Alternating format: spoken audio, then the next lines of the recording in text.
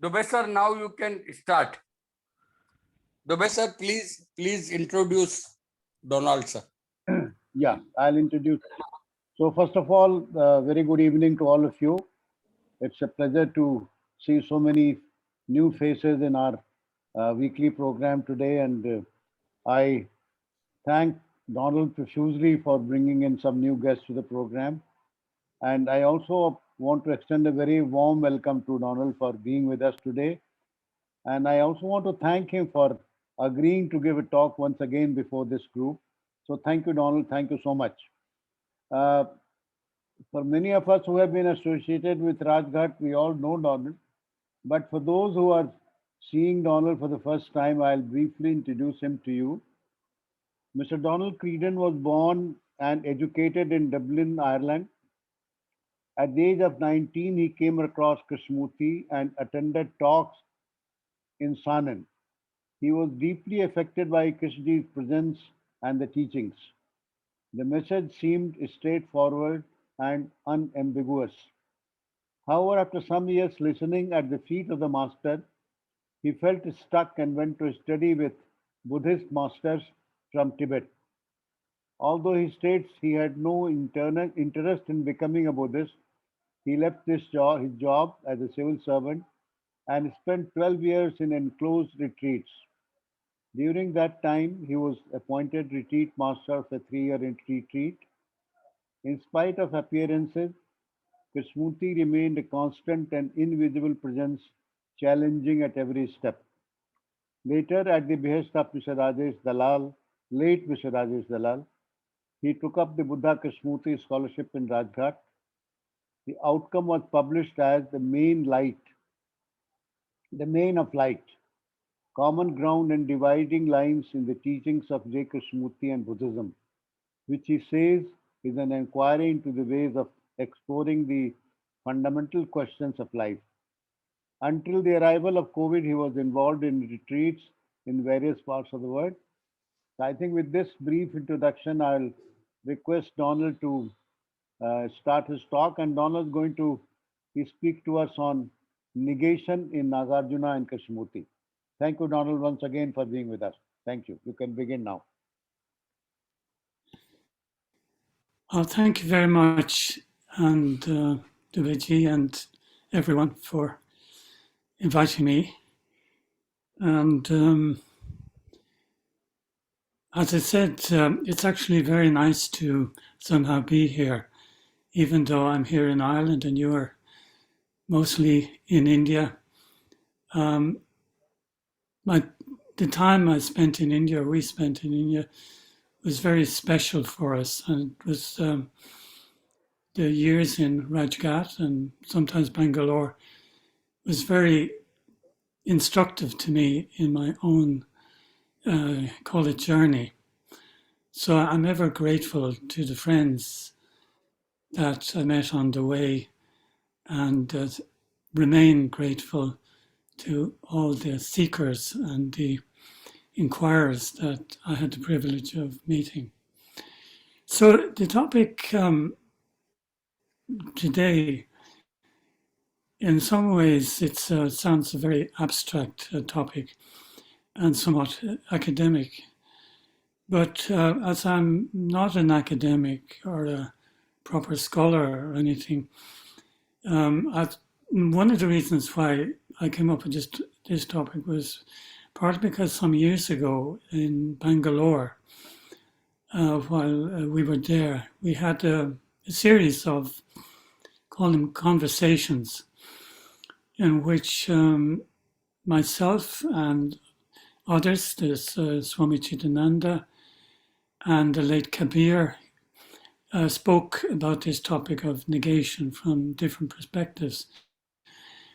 And it turned out to be a very interesting topic, and it raised many questions. So I thought to revisit it in a way. And one of the reasons for picking Nagarjuna is that sometimes Nagarjuna, rightly or wrongly, was associated in some way with Krishnamurti. Many commentators and scholars including the Pandit Jagannath Upadhyaya, remarked on somehow he would say that he felt Krishna Ji and Nagarjuna were in the same stream. And he also added once that he felt if Nagarjuna was present in this time, he would have spoken in the manner of Krishna Ji. Of course, that's a speculation. And as we know also in Krishnamurti's discourse, in Krishna, he warns very much about comparing one to the other. I think it's just a natural tendency we have is to look and examine and compare. However, my intention here is not to compare, but rather use the look into what Krishna Ji has said, what's in the discourses of Nagarjuna, and see if it informs our own inquiry. And perhaps also by looking into it, it'll also expose some of the difficulties that I think inevitably we encounter in any kind of inquiry or path or no path, whatever we call what we're engaged in. But I thought I'd start by quoting something from Nagarjuna, and it is in Sanskrit. So you have to forgive my pronunciation. I'm sure it'll be absolutely wrong, but I feel I should have a go. And I'll just read it. It says, Sarva Drishti Prahanaya Yaha Sadharmam Adishayat Anukampam Upadaya Tam Namashayami Gautamam. With apologies to my dear friends who are knowledgeable in the Sanskrit language.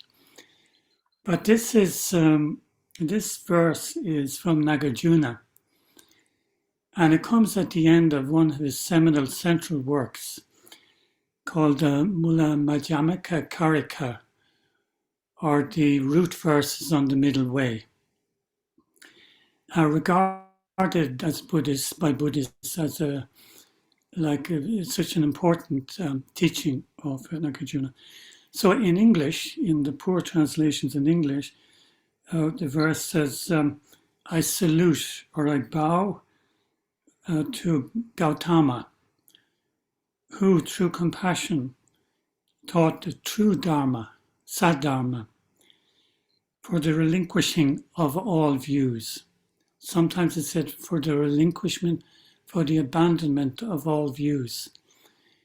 Now, if you think of those verses, and we, for the sake of just our inquiry, and you apply them to Krishna Ji, I think they would fit very well. So the verse says, Nagarjuna pays homage to the Buddha Gautama, who had a compassion, taught the truth for the abandonment or the destruction or the relinquishing of all views. So the relinquishing of all views. So what is that about? So hopefully I'll come to it during the during the talk. But first of all, since our topic is around negation, I just thought some general points around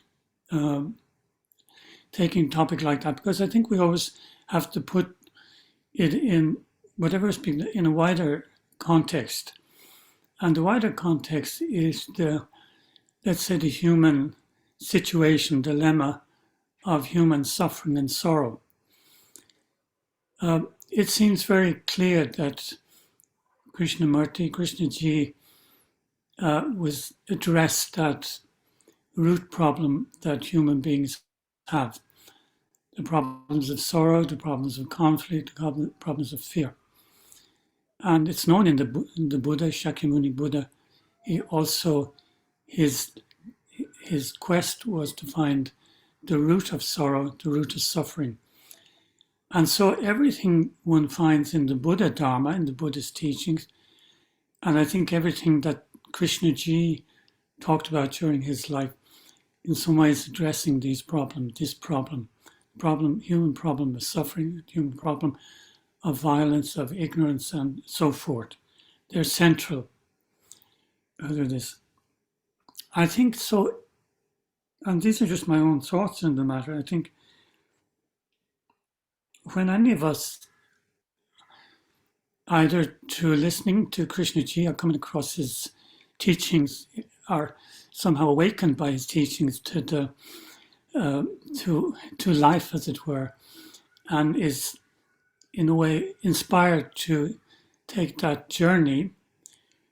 And I would say the similar situation for somebody who's inspired by the Buddha or Nagarjuna, any great figure, who somehow has listened, and some truth that is spoken by Krishna Ji or the Buddha moves the person to, in fact, changes their life in a certain way, moves their life in a certain way.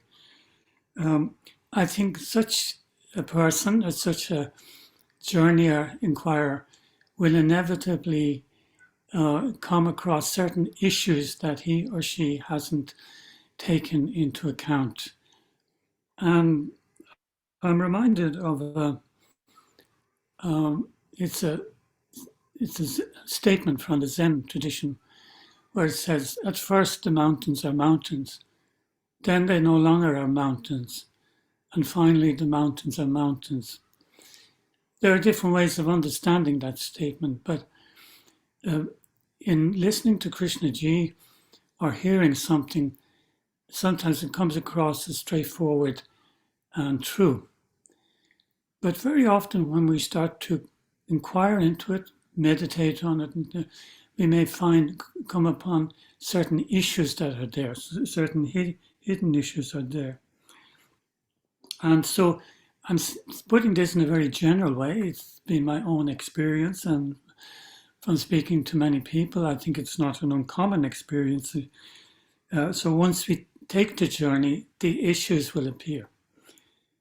And now, what do I mean by issues? Why should issues appear? The issues appear because consciousness, as we experience and as it configured, operates in a certain way. We could say the whole operation of consciousness is dualistic. Instead of the subject and the object, the doer and the do, the thinker and the thought. So this is deeply embedded in the consciousness. So when we hear a profound truth, the observer is the observed, something like that, and receive it into the consciousness, which is already operating in a certain way, then what I'm suggesting is some difficulties will arise in that. Now, I should add to that, maybe not for everybody. There are always exceptions. There are people who are capable of receiving the truth and nothing to be done. And so through the listening, the action takes place. But I think for many people, and I would count myself certainly as well, it doesn't happen like that, in spite of the most sincere and seemingly serious intentions. So the difficulties what I'm saying is there are difficulties that arise usually in inquiry, as they're a natural outcome of serious inquiry. For the reason that I set out, because already the mind of the inquirer is functioning in a particular way, functioning according to, we can use a contemporary term, there's a certain default program in operation, which then goes about inquiring, goes about, call it seeking and so forth, or in the Buddhist sense, takes to the path. And so often the inquirer, the seeker, will find gets trapped in his very seeking. And so very often the manner of seeking, the manner of inquiry is wrong-footed. There's like an error in operation from the very beginning. And that, I think, is difficult to see. That is, it's a blind spot which operates, and the difficulty is there. So therefore, because of the error, when the inquirer goes about it, suggests that it will hit some kind of difficulties. Now, the other thing connected with the whole approach, call it, of negation, and one of the points, I'll just quote you a little bit from Krishnaji in relation to inquiry, where he says to inquire, to examine, you must be in a state of negation. Otherwise, you can't examine. So this is what he says. So he says, you must be in a state of not knowing. Otherwise, he asks, how can you examine? And then he goes on to say the way we live is usually called the positive way because we can see certain results from the positive way. And you can do it. It's something you can get a handle on, you can do, like practice and do various things, which Krishnaji, of course, criticizes. And so he says all this positive activity, and he says all this positive activity brings in its way conflict and misery. So he doesn't, he doesn't mince his words, Krishnaji. And so if you want to find out, if you wish to find a way in which there's no conflict at all, you must understand, and this is an extraordinary state, you must understand this love, which is total negation. Now, already hearing that extraordinary statement, for me personally, I'm just dumbfounded when I hear something like that. I mean, I'm very happy to hear something so extraordinary, but it leads in as like a major question. Now, the other point before I go into some a little more detail about Nagarjuna and so forth, one of the points is even that in conversation with Dr. Anderson, they discussed a little about negation, and because the word itself, when we use a word like negation, similar to when the word emptiness is used, the word seems to carry some kind of negative connotation. It's not, it doesn't have a positive ring to it, we can say that for certain.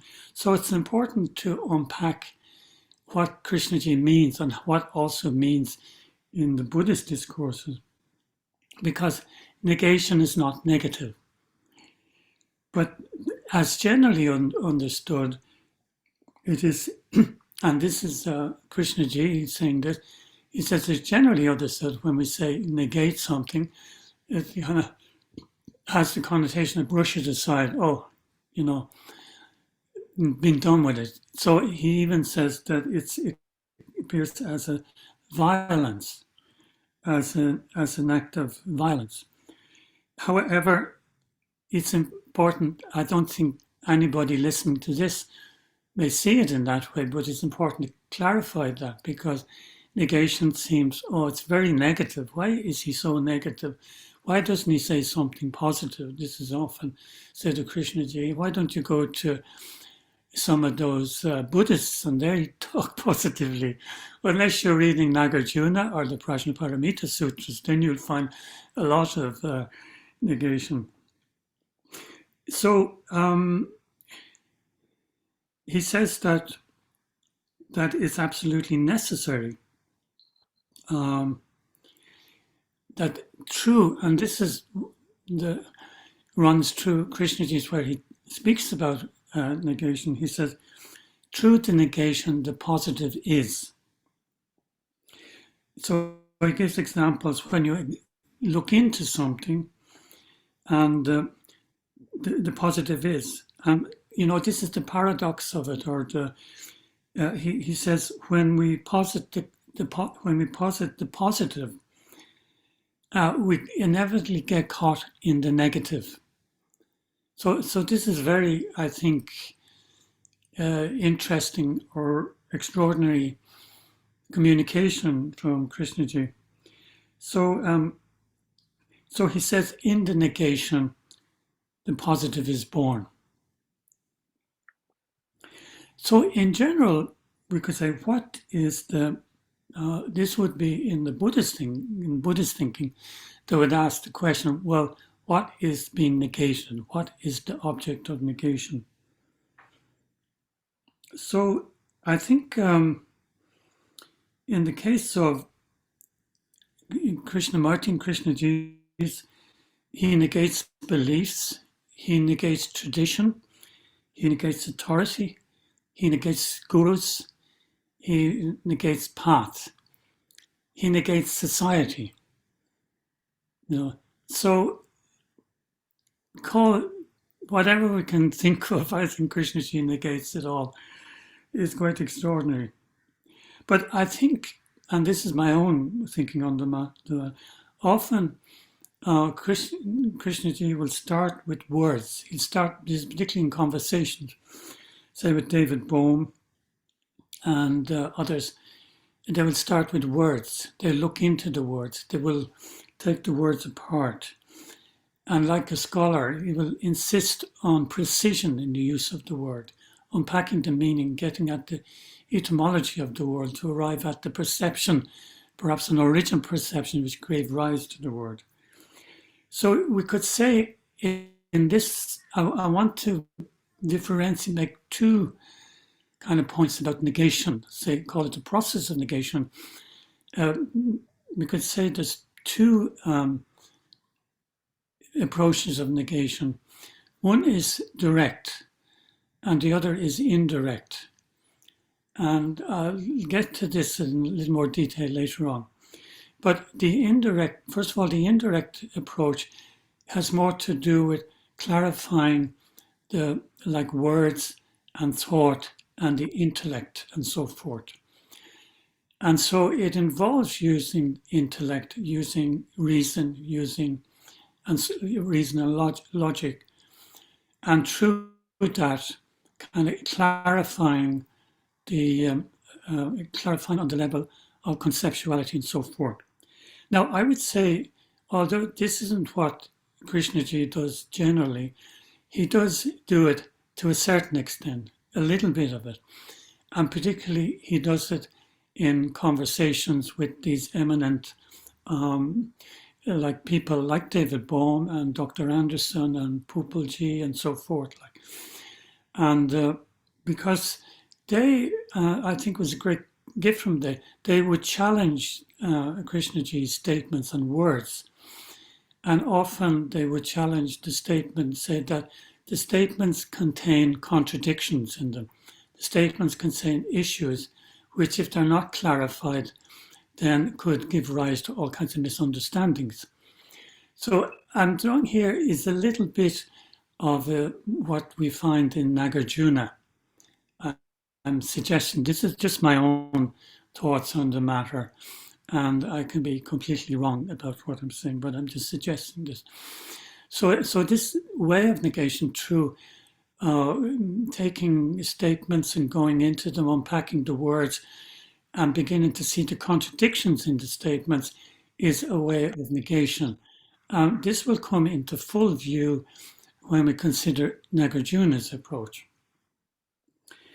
So, and just an aside on that, in terms of this approach, which we could say is a little more of the Pandita style, the scholastic style, it's, the Pandita, the scholar, needs to know the words, the meaning of words, and needs to have precision about the words he or she is using.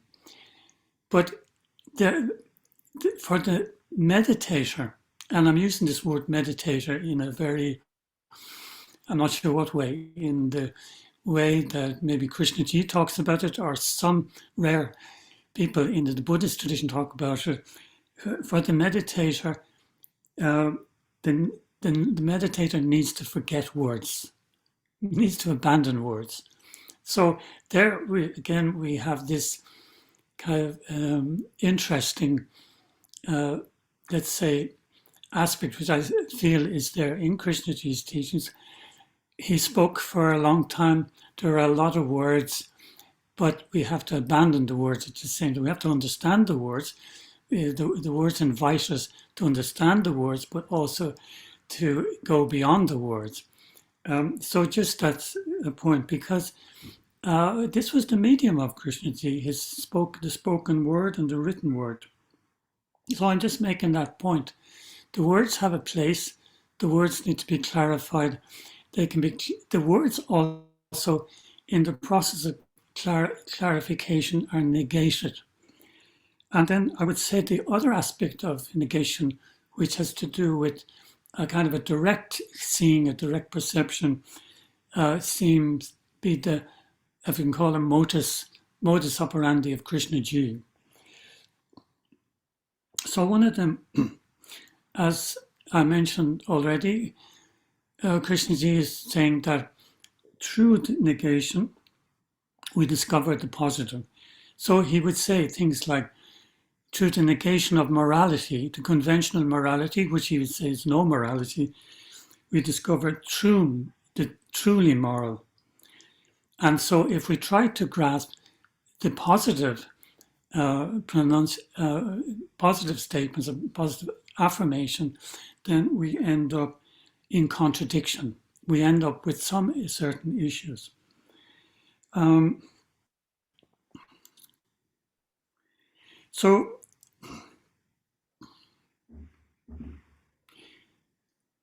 So this negation,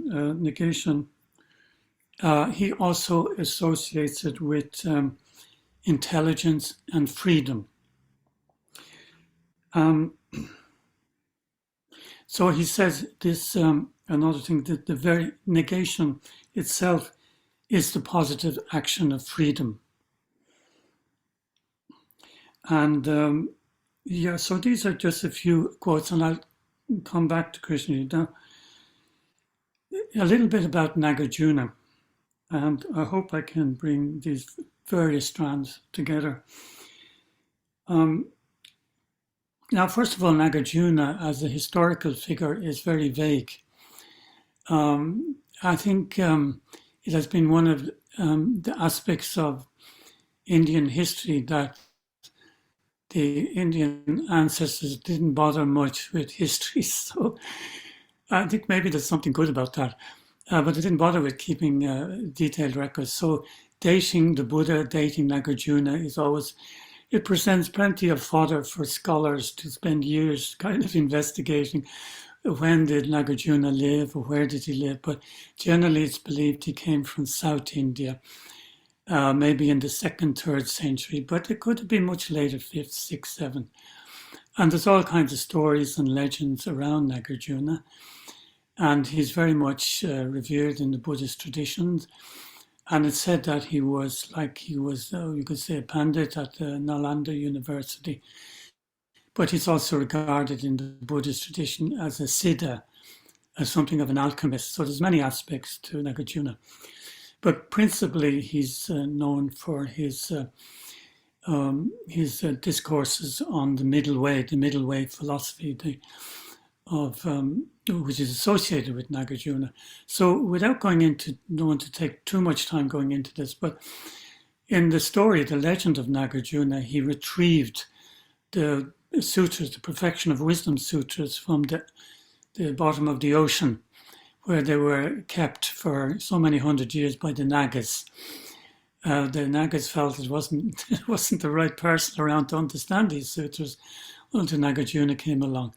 So however he managed, he went to the bottom of the ocean and retrieved the Paramita Sutras. I mean, personally, I like the stories very much. It probably wouldn't stand up to the historical consciousness, but to the religious, there was a feeling for that. Won't have a problem with such stories. Anyway, the sutras are there. The perfection of wisdom, or the Prajna Paramita Sutras, are there. And what we find in those sutras, we find this negation. We find this in quite an extraordinary degree, that find that even the whole foundational teachings of the Buddha are subject to the sharp sword of the prajna and taken apart. So, but I'll come back to that in a moment. But of the texts of that, what is still comes down to us from Nagarjuna, the text I mentioned earlier, fundamental verses on the middle way, are regarded as among his most important. And just one comment also on Nagarjuna. I cannot say who said this, but some wise commentators said that Nagarjuna's commentaries are commentaries on the silence of the Buddha. So they're a commentary on the silence of the Buddha. So I'm trying to understand, when the Buddha remained silent, what was he getting at? Well, this is an interesting way. So within that traditions or lineages which come down from Nagarjuna, then negation is defined in a particular way. Now, the way it's defined is a little bit scholastic. I'll read the definition. So it says a phenomena to be cognized by cognition that directly cognizes it through excluding a specific object of negation. Now, I'm sure that meant nothing to you. And I had to pause a lot to understand this language. But it's saying that, that negation is this, let's say, action of perception in which that which is to be known is cognized or recognized through the exclusion of the particular objects of negation. Anyway, we leave it at that. But we can ask the question now, because I put this question about Krishnamurti. What is Krishnaji negating? And we said he negates society, he negates tradition, the gurus, the whole lot.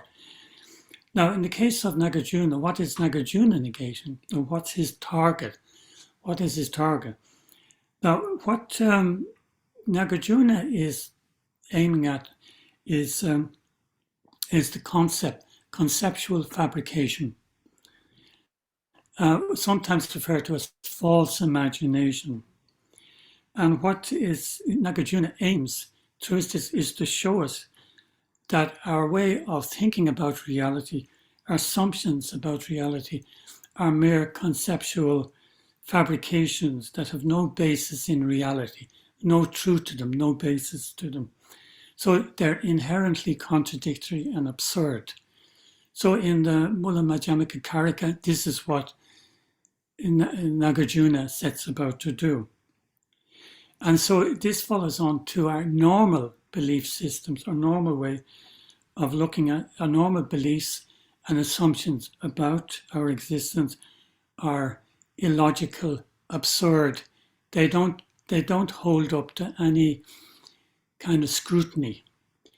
Now, scrutiny in the way of Nagarjuna is using reason, using logic to take the assumptions apart and to point out that these assumptions don't hold up to any proper scrutiny. Now, when I say proper scrutiny, Nagarjuna had his own particular way of going about this. He had a certain way of unpacking or demonstrating that that the statements made are absurd and don't hold. And in doing so, then for the seeker, then these tenets, these ideas, these and so forth, these assumptions are, as it were, laid waste. They're effectively demolished in the process. Now, an interesting thing in Nagarjuna's and in the verses on the middle way is that in this particular teaching or text, you would think that you would imagine that Nagarjuna would probably criticize the other schools which were in India at the time, from the Vedanta and whatever was in about in India at the time of Nagarjuna, that they would be the rivals, as it were, and so he would have a go at them. But the fascinating thing about Nagarjuna, no, he doesn't mention those. What he takes apart are the Buddhist assumptions. And just to mention about the Buddhist framework assumptions, following the Buddha's parinirvana, there was a synthesis of the Buddhist teaching, which then became known as Abhidharma. So this was a fantastic kind of synthesis of the main aspects of the Buddhist teachings. And one of the claims of the Abhidharma, or one of the great gifts that the Abhidharma was offering to humanity, was it was pinpointing, showing how suffering begins, the factors in consciousness, the factors in mind which create suffering, and also pointing out what in consciousness can create a wholesome life, a good life, a sane life, a noble life. So this is laid out in the Abhidharma. So it's rather complex, it's rather dry, and so forth. And so you have within the Abhidharma basic foundational aspects of what became like basically the whole structure of we could say Buddhism or Buddha Dharma. Basic truths, we could say, basic dharmas, called dharmas, in the sense that they are truly existing truths. So it's to these truths that Nagarjuna applied his intelligence, his prajna to, and he showed that these assumptions didn't hold up to scrutiny, and so he negated them. Now, what Nagarjuna was getting, there's a number of points. What he's getting at there is that any clinging to dharmas or to things, no matter how sublime or how any reification of reality brings consequences to it. And the consequences of it is that the way we see things is skewed in some way. So there's a distortion in perception once there is the reification of dharmas, of truth, of anything. Now, this could apply equally to the teachings of Krishnaji. Once the person begins to solidify these and make them into a system and use them in their mind in a certain way, we'll have some let's issue it there. The issue, not that the person has some kind of personal issue, but there'll be an issue about seeing truth, perceiving truth clearly. So, so there's two. Now, just a little more about that. I don't want to go into too much technical detail, but there's two aspects to negation in the like in the Buddhist field, and also there's what they call like a negation which is implicative, or there's some assertion there, and there's a non-asserting negation, or implicative negation and non-implicative negation. So I'm chewing the words a bit. So the one is where this is like when Krishnaji says negation is positive. Through the act of negation, the positive is revealed. This will be there's something affirmed in his negation. But you also have the other way, which is non-implicative. So there's no. So it indicates something is negated, something is an absence of something is seen, but nothing is implied in its place. So if we say no path, that would be of the thing. No guru, no tradition, no, and leave it at that. This would be of this kind. So not implying anything in its place. But when he says place, if you negate morality, then you arrive at true morality. So here you have an affirmation. Now this may be just a little bit of a intellectual quibble or something, but sometimes it has some implications as well. Because if we negate something and just concoct something in its place, then we're back into the same old trap.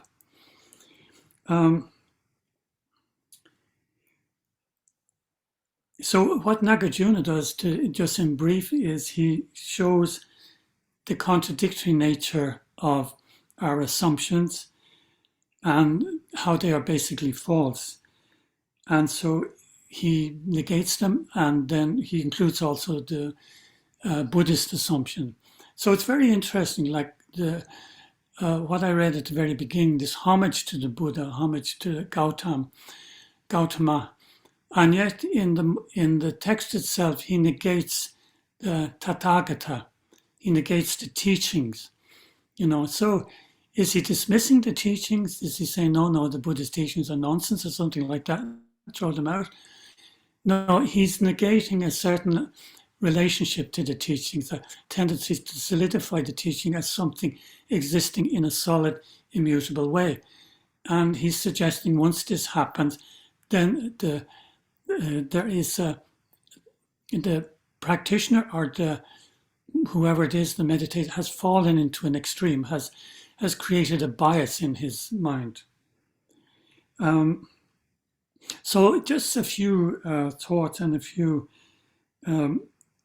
on some of the statements of Krishnaji, and to look at them in the light of, say, Nagarjuna. And again, you could say this is just for the fun of it.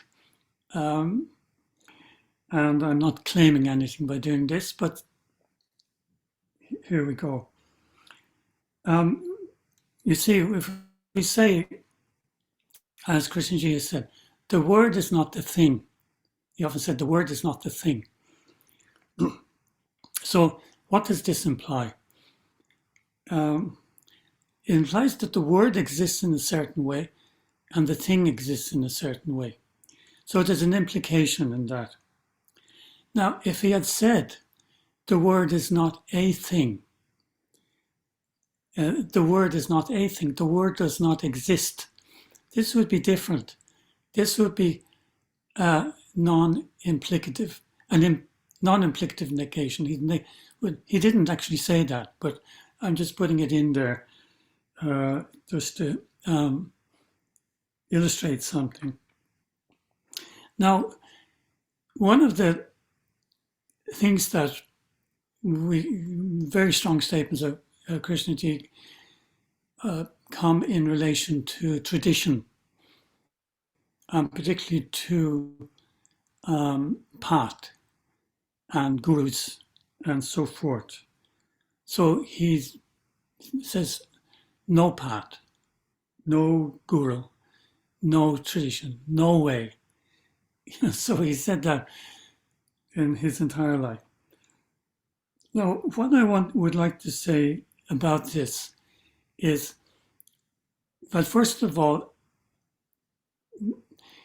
I'm not saying this is true for Krishnaji, what I'm about to say now, because I think there's an extraordinary aspect to his negation, and I'll come to that towards the end of this talk.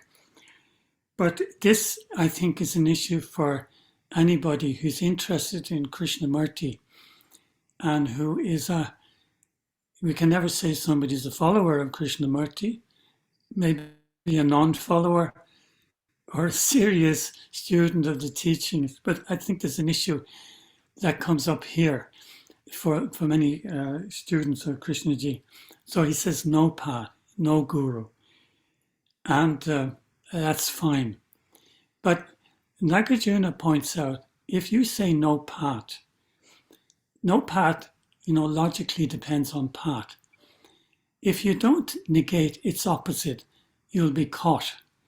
You'll be caught in a position. You'll be caught in a bias. So now, and here this is just my own reading of it. So we take this no path. Actually, it says this in a Heart Sutra, which is an extraordinary short sutra, Buddha Sutra. It says there is no suffering, no origin of suffering, no end, no path, no attainment, no non-attainment. In the Hearts, it said no attainment of enlightenment, but it says no non-attainment. Now, so no path. I'm saying, but I think Nagarjuna, if you negate path, but you don't negate the opposite, then you will inevitably fall into a bias, a view. You'll have fallen into a certain extreme. And so we see this. So according to Nagarjuna, there's four positions that have to be negated. One is, we'll use path, no path. The second is no path. The third is path plus no path together. Negate those. And the fourth is the absence of the last two. So I'm not going to go through that in any detail. It would take too much time. But what I want to draw your attention to is, I think I've sometimes come across it in the Krishnamurti centers, that people sometimes take a very strong position against tradition, against gurus, against path. And in Nagarjuna's, they have fallen into a bias. They haven't completed, they may have in the mind negated path, but they have fallen into an extreme. There's a bias there. There's a bias means a position. And the problem with the bias is that the person who has the bias will be incapable of seeing truth. So I think that when I said about issues, I feel that that's an issue that can be there. I'm not saying anybody here, and if you have that, but I feel that is definitely an issue. And I feel I personally have come across that in my own interaction with people. I don't say, and I'm not saying this because I'm speaking to mainly Indian folk here. I think it's more of a problem for Western students of Krishnaji rather than India. India seems to people have a more kind of open, flexible attitude to things. Done so much. The kind of thinking is a little different than the black and white logic of many scientifically orientated Westerners. And you can see I'm on a bit of a rant now, and you forgive me for that. But anyway, there we are. So I think this is one of the issues that can come through taking up negation as the way. This falling into a certain bias. And the bias is the direct result of not negating completely. So in the case of the Nagarjuna's approach, if the path is negated, guru, fine, but then no guru, that position also has to be negated, because if the person becomes anti-guru and no guru, it becomes an issue for them. Then what is happening in the mind? What's happening to the capacity to look or listen? So the guru comes along, you can't listen. No guru. I don't want to listen to that guy. This happens. Now, I won't, because I probably shouldn't talk for too much longer. But what I wanted to also just conclude, not really conclude. Ideally, for a topic like this, we should be together in a very informal situation and inquire into it together. That would be the very best,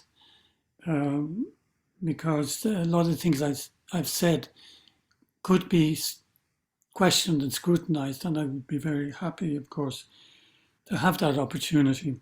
But I want to bring in an aspect to negation, which I think is an extraordinary aspect, which one finds in Krishnaji's teaching. So in a question and answer session, he was asked this question: what is enlightenment, or what do you mean by this word enlightenment? And his reply was a state of negation. The enlightenment is a state of negation. And again, he says, negation is the most positive action, not positive assertion. And then he goes on a bit to say how most of us accept positive dogma, a positive creed, because we want to be secure and so forth. And he says again that this positive attitude divides and brings conflict, about duality. So it brings out the conflict between this attitude and that attitude and so forth. And what he says, but then he adds that the negation of all values, all morality, all beliefs, having no frontiers, cannot be in opposition to anything. And then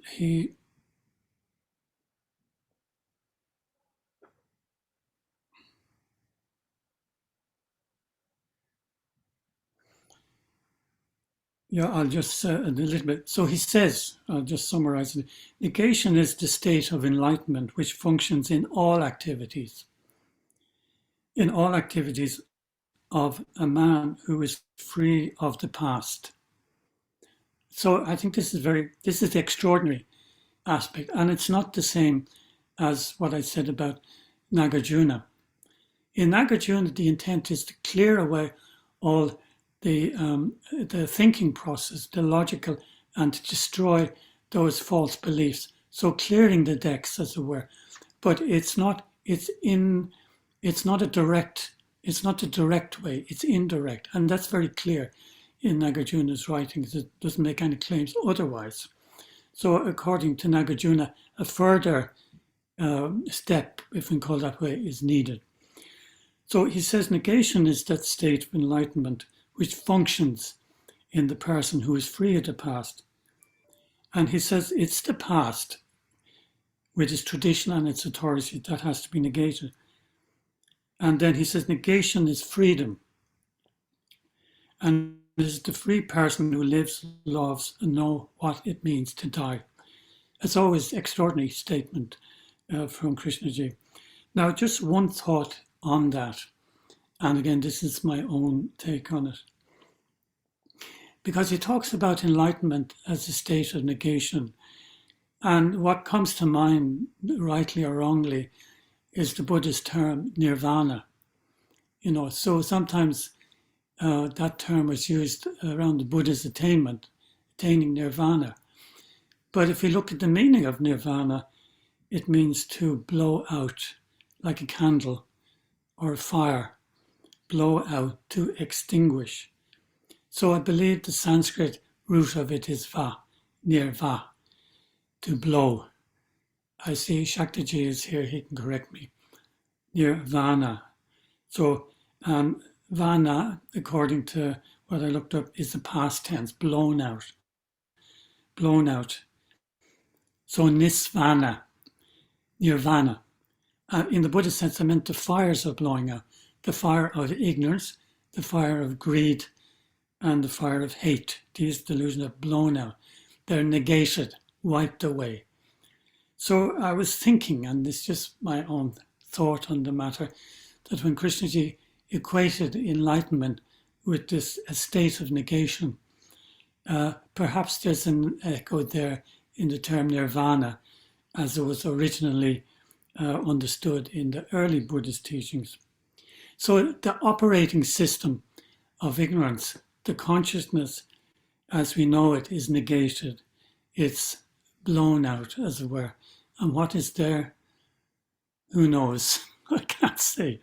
So that's a little bit about negation.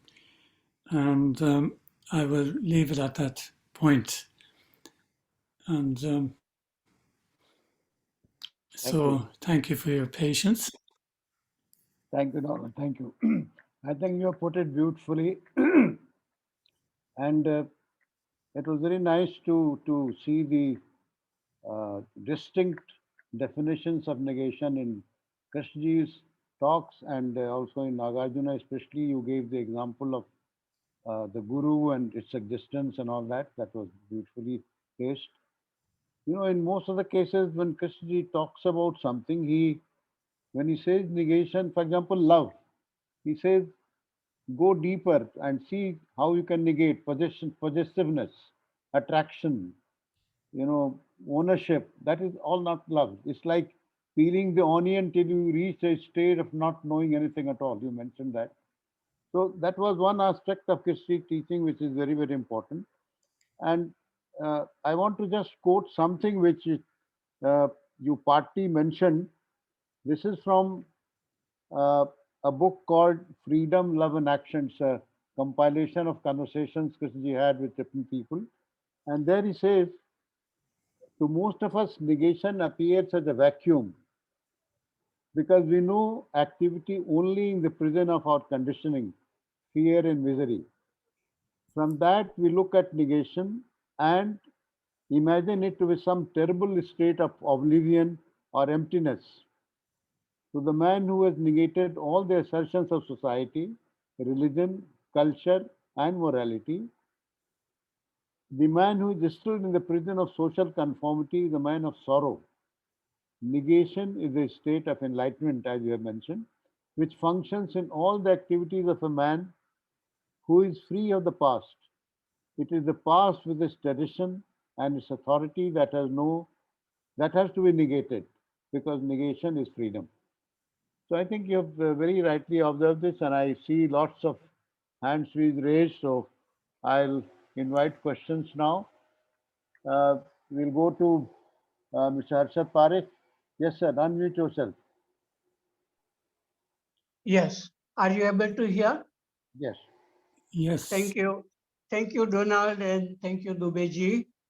I like to say that this idea of negation is also in Hindu religion by this neti.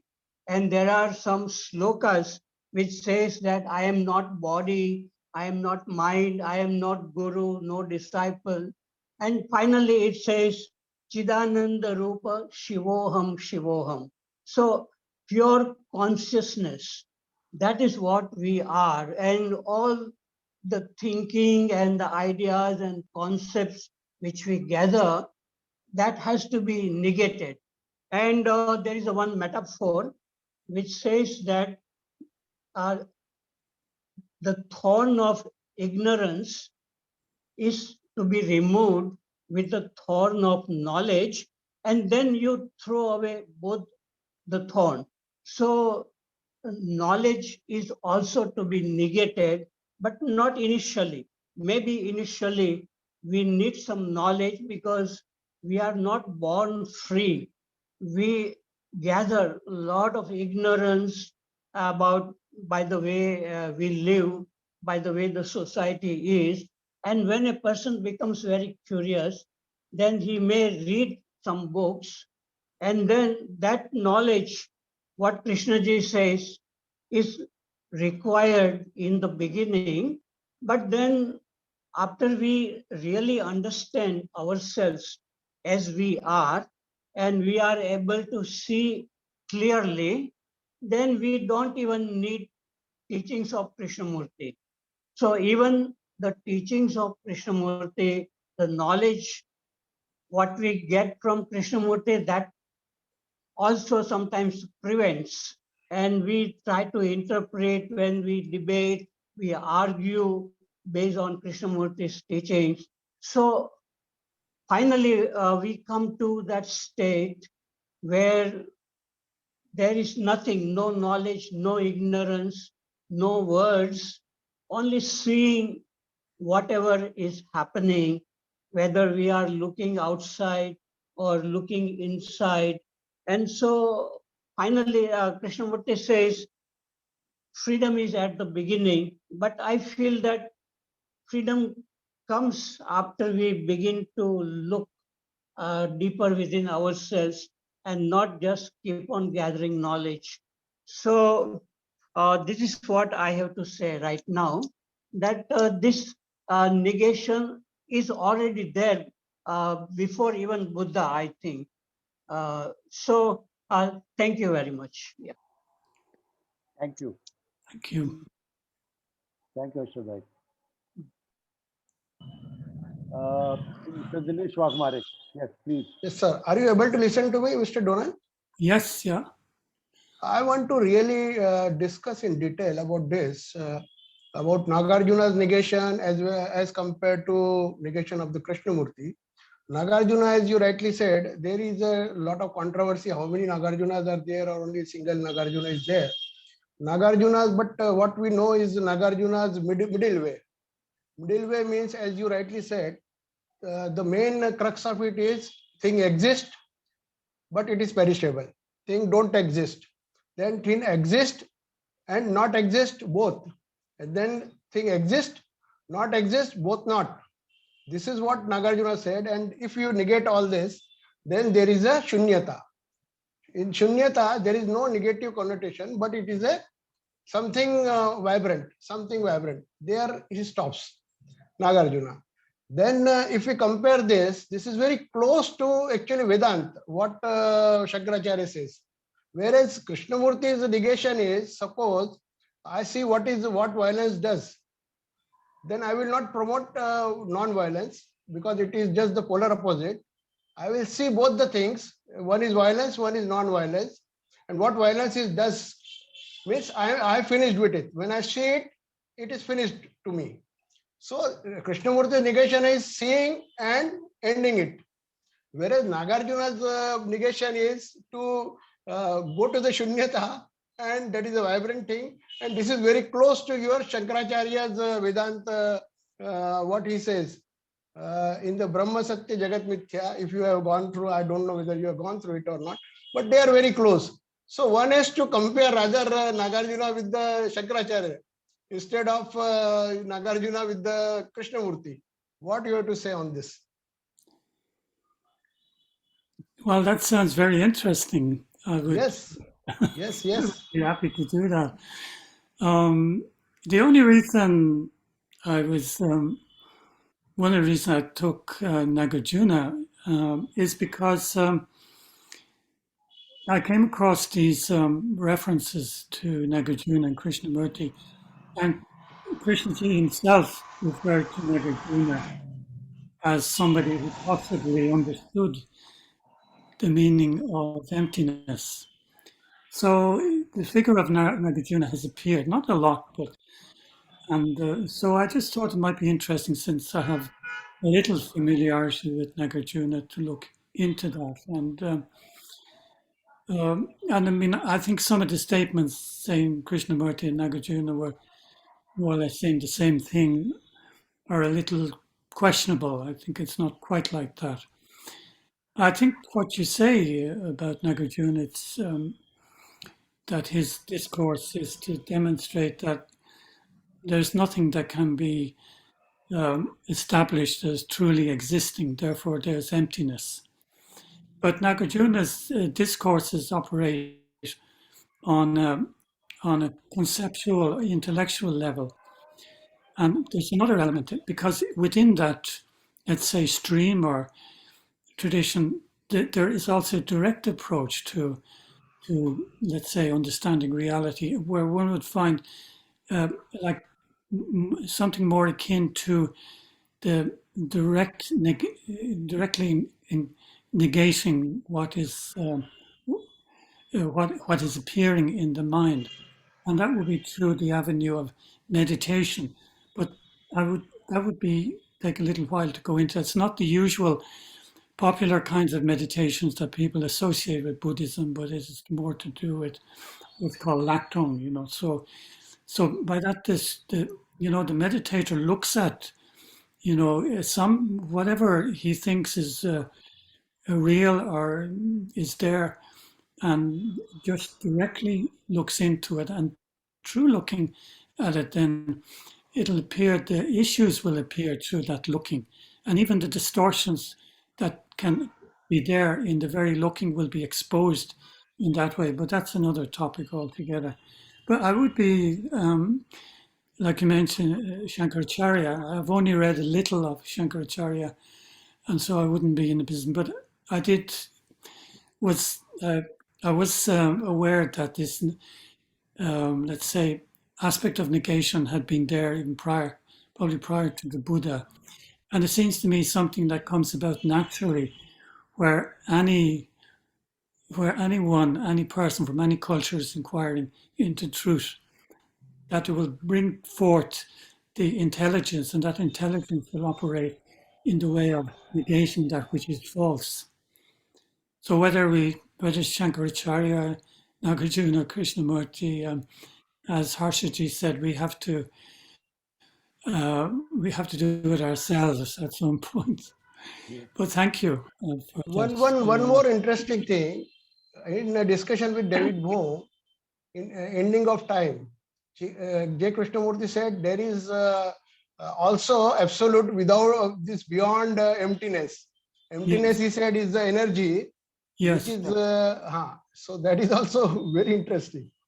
Well, there is, but just in relation to that, there is another text of Nagarjuna, which is very different to the verses on the midway, called In Praise of Dharma Dhatu. And in that, the Dharma Dhatu, and in that he's talking about something which is, we could say, beyond, which is not, he's not talking about emptiness so much, he's talking about primordial state of wisdom. So he's asserting that in this text. So but it's not in the Mula Madhyamaka Karika. Thank you. Thank you. Well, thank you. Thank you very much. Thank you. Yes, Shakti ji, please unmute yourself. Yes, sir. My voice is reaching, sir. Yes. Thank you, Donal and other friends.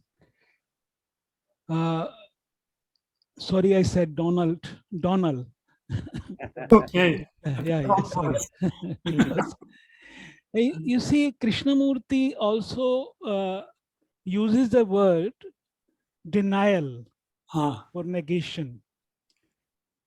So I just wanted to quote a paragraph. It is from the book On Education. Quote, how does one deny? Does one deny the known, not in great dramatic incidents, but in little incidents? Do I deny when I am shaving and I remember the lovely time I had in Switzerland? Does one deny the remembrance of a pleasant time? Does one grow aware of it and deny it? That is not dramatic. It is not spectacular. Nobody knows about it. Still, this constant denial of little things, the little wipings, the little rubbings off, not just one great big wiping away, is essential. It is essential to deny thought as remembrance, pleasant or unpleasant, every minute of the day as it arises. One is doing it not for any motive, not in order to enter into the extraordinary state of the unknown. You live in Rishi Valley and think of Bombay or Rome. This creates a conflict, makes the mind dull, a divided thing. Can you see this and wipe it away? Can you keep on wiping away, not because you want to enter into the unknown, the quote ended here.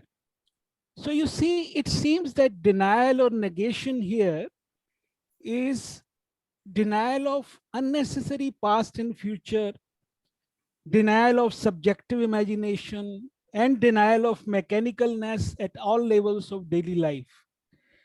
And it comes very near to mindfulness. And the last thing I would like to share is that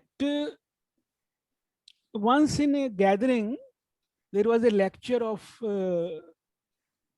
Dr. Radhika Herzberger. And before starting the lecture, I was sitting just there. So I asked her, is denial observation? And she smiled and she said no. And then the lecture started. So the problem in one's own experimentation comes is that it is the attachment with the pleasant memories or pleasant imagination is very strong. And that's why it becomes difficult. Just that I wanted to say. Thank you. Thank you. Thank you, Shaktiji. I think we have Mr. Harnath who wants to ask the question. Yes, please go ahead. Yeah, first of all, I'm glad to participate in this. My question here is like, first of all, why this brain has this tendency of accumulation, and what is the need or purpose again to negate what we have accumulated? So is it a process, an unavoidable process or a principle? This brain has its own natural tendency to accumulate, and why we have to forcefully negate what we have accumulated? And one more question, what bothers me is why God has created this universe and why he wants to again destroy it. So these questions always bothers me. Is it a kind of duality we can see?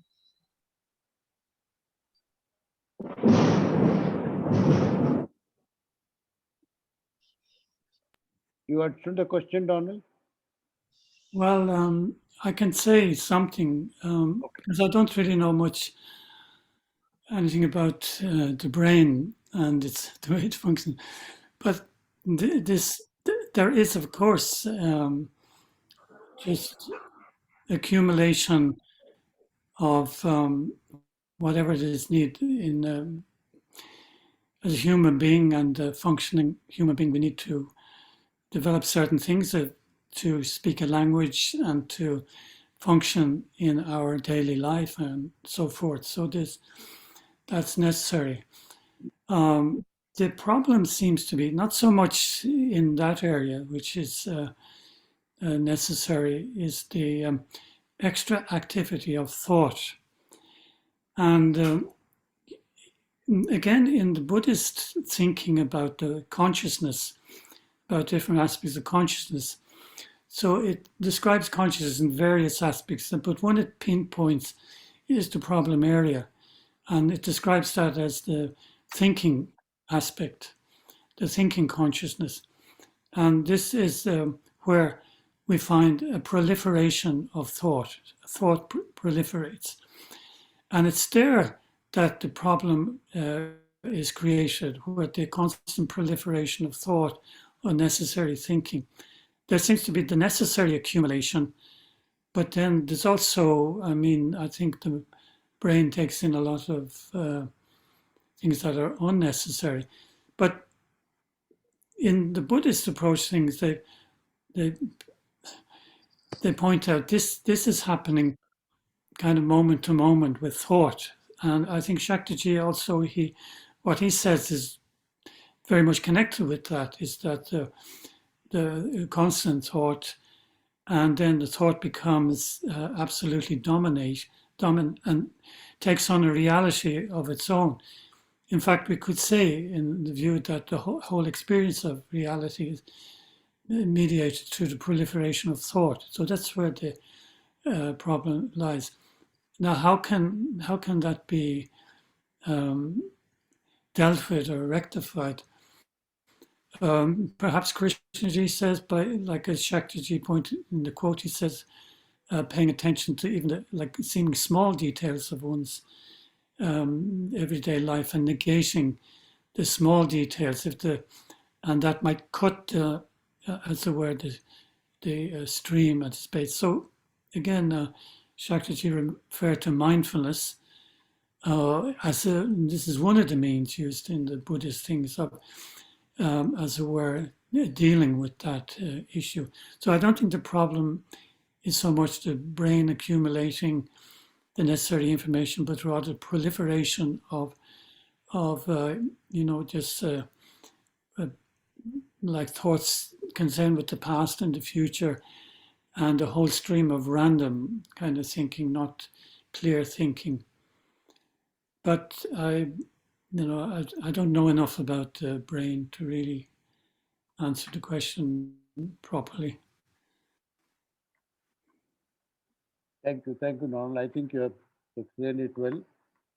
We'll go to Mr. Pradeep Verma now. Yes, Mr. Verma, sir. Am I audible, sir? Donal? Uh-huh. I am audible? Yes, yeah. Yeah. Okay. Yes, I can hear you. Listening to you, your entire narration, things have become very interesting, and all my questions have been plugged by words only, some other words, that's all. You see, negation is done by mind only. To me, I am a mind that works in duality. What prompts negation? That was my question. Then Nagarjuna's 8 negations: no becoming, no not becoming, no annihilation, no persistence, no unity, no diversity, no coming and no departure. So if you take all these no's, they don't become positive by saying you have used the word non-implicative. Very interesting word to plug all these things. So ultimately, negation of all these things leads you to something.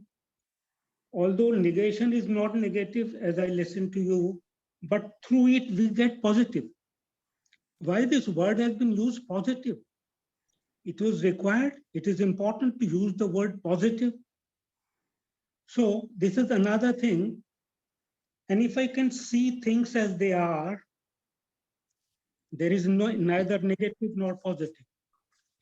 If I can see things as they are, there is neither negative nor positive, unless until I have in mind already a concept about negative or positive.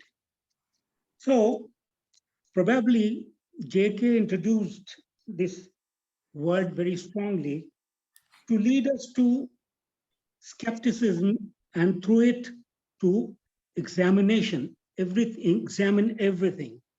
So that is one thing. Then Nagarjuna is also known as the Einstein of spiritual field.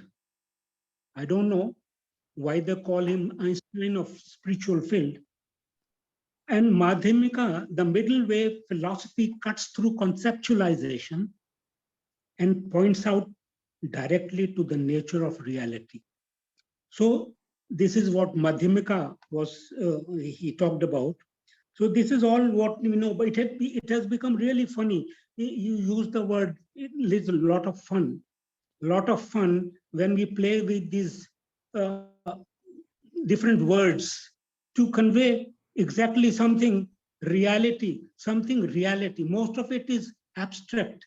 You see, what prompts negation when we can use the word intelligence, but the level of intelligence is different in different people. As I use, we are all conditioned minds, questioning this, enjoying all this, to ultimately see reality as it is, which is again subjective to a large extent, to a great extent, subjective. Who will tell me that what am I seeing as reality is not exactly reality? You see, who decides that? What prompts negation in me? Intelligence is a good word, of course it is. But then through through in this journey only, we come across the validity of this or that. Thank you very much for giving me time. Thank you. Yes, Prasad sir, please go ahead. Sir, I am not, I didn't read anything of Nagarjuna, so I don't know anything of Nagarjuna or even Buddhism. Similarly, I didn't read much of Shankaracharya. So I am not an expert on comparative study of Krishnaji and all these people. I've read a bit of Krishnaji. So, I mean, by comparing, by indulging in these comparisons, we are possibly complicating matters. I am impressed by the quotation given by Shakti ji. It is, Krishnaji, his attempt is to make us live in the present moment without being attached to the past or without being bound by the hope of the future. And that quotation is very, very impressive because it starts with the shaving and things like that. While shaving, you attend to shaving. While eating, you attend to eating. While listening, you attend to listening. Instead of living in Rome and thinking of Bombay, or living in Bombay and thinking of Rome and all that. So, negation is a positive thing because the positive always affirms. And when I affirm something, you affirm something different. So there is always a chance for conflict. The Muslim affirms something, Christian affirms something else, Hindu affirms something else, and Buddhist something else. So negation is the most positive action because when I am negating, you have no chance to get into a conflict with me. So, and then he negated everything, as the speaker has said. He negated societal morality, authority, and he also said the word is not the thing. The speaker tried to define word, he tried to bring out the distinction between word is not the thing and word is not a thing. I didn't really get the attempt of that. And so a simple thing, I mean, Krishnaji can be understood easily, but when we compared him with the Buddhist stand or some other stand or the Hindu stand, then he becomes a little more complicated. It becomes a little more difficult to understand. That is why he said, somewhere he says, don't bring in other people. Talking of non-violence and Gandhiji, he said somewhere, don't bring in other people. So let us not bring in other people. Firstly, it complicates matters. Secondly, it is, it only gives rise to controversy. And sir, I raised a small question in the chat. What is the meaning of the word, the main of light? I couldn't understand that. I hope Mr. Donal will explain that. Thank you. Well, about just a second. This your last question. Fortunately, I can answer that quite easily. This main of light is a line from a sonnet of Shakespeare. And the sonnet is, if you want to look at the sonnet, it's number 60. And the sonnet is about, it's a very beautiful and powerful sonnet about change and impermanence. And I can read you just the lines because I have it here. So it says, like as the waves make towards the pebble shore, so do our minutes hasten towards their end. Each changing place which goes before, in sequent toil, all forwards do contend. Nativity, once in the main of light, crawls to maturity, wherewith being crowned, crooked eclipse against his glory fight. And time that gave doth now his gift confound. So this is a very extraordinary poem, but the line in it, he talks about nativity once in the main of light.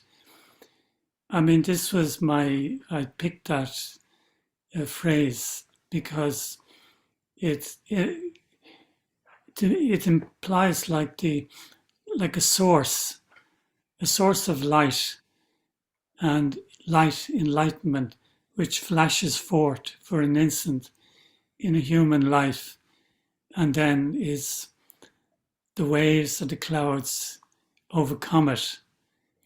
So I suggested as a metaphor that this is what Krishnaji and other great masters were talking about, this source of the main of light. This word main in the poem is because it was at Elizabethan time.